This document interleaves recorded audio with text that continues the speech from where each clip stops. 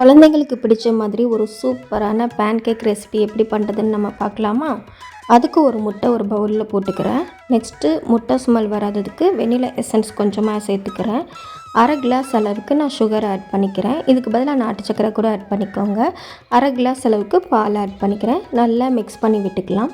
இப்போ நல்லா மிக்ஸ் பண்ணதுக்கப்புறம் ஒரு கிளாஸ் அளவுக்கு மைதா மாவு ஆட் பண்ணிக்கிறேன். நீங்கள் மைதா மாவுக்கு பதிலாக கோதுமை மாவு கூட சேர்த்துக்கலாம்.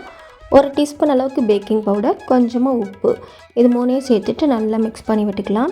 கேக் பேட்டர் பார்த்திங்கன்னா இந்த பதத்துக்கு இருக்கணும்.